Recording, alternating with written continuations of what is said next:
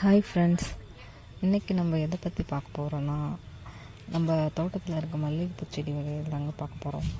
நம்ம கிட்ட ஒரு 4 வகையான மல்லிகைப்பூ செடி இருக்குங்க. வாங்க பார்க்கலாம். இந்த ஃபஸ்ட்டு வெரைட்டிங்க குண்டு மல்லிகைப்பூ செடி வெரைட்டி. இந்த ராமேஸ்வரம் மல்லின்னு சொல்லியிருந்தாங்க. இது அவ்வளோக்கா பெருசாக ஒன்றும் ஈல்டெல்லாம் கொடுக்குறது இல்லைங்க. நிறைய இந்த டைம் தான் இவ்வளோ மொக்கு பிடிச்சிருக்கு. பார்க்கலாம் எவ்வளோ பூ கிடைக்கும் அப்படின்னு சொல்லிட்டு. இது அடுத்த நெக்ஸ்ட் வெரைட்டி அடுக்கு மல்லிகைப்பூன்னு சொல்லுவாங்க. 2 அடுக்கு மல்லிகைப்பூ செடி. இந்த பூச்செடி எங்கள் பாட்டியே வச்சுட்டு இருந்தாங்கன்னு சொல்லுவாங்க. எங்கள் பாட்டி வச்சாங்க அப்படின்னு சொல்லுவாங்க. அவங்களுக்கு ரொம்ப பிடிக்குமா. ஆனால் இந்த பூச்செடியில் அவங்க இருக்கும்போது நிறைய பூ பிளாசம் ஆகிட்டு இருந்தது. இப்போ பார்த்திங்கன்னா 1 2 அவ்வளோதாங்க காய்க்குது. அப்புறம் 3வது வெரைட்டி பார்ப்போம். இது பாருங்கள், நல்லாவே தெரியும். மொக்கை விட இலைங்க தான் ரொம்ப அதிகமாக இருக்குது. செடி ஃபுல்லாகவே வெறும் இலைங்களாக இருக்கும். பூ அவ்வளோக்கு வராது.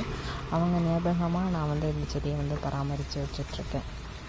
அப்புறம் இந்த பெரிய மல்லி சொல்லுவாங்க, இந்த பெரிய குண்டு மல்லி அந்த சைஸில். இது குண்டு மல்லி பூ தாங்க, ஆனால் மல்லிகைப்பூலே கொஞ்சம் பெரிய சைஸாக இருக்கும். இது நெக்ஸ்ட் வெரைட்டி. இதுவுமே அவ்வளோக்கா ஒன்றும் ஈல்டு வர மாட்டேருக்கு. என்ன ரீசன்னே தெரியல.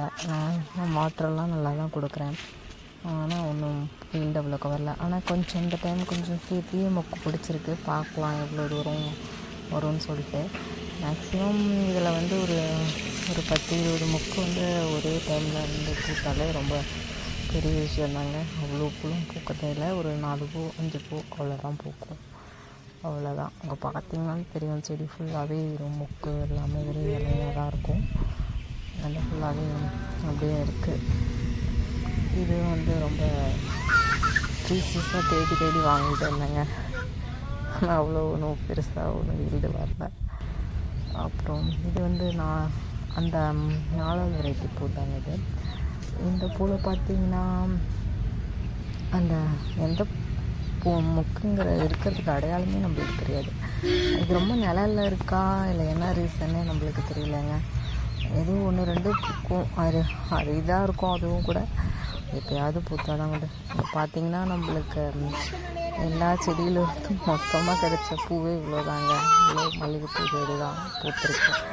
ஒரு 10 20 மொக்கு இருக்குங்க. தேங்க்ஸுங்க. Happy gardening.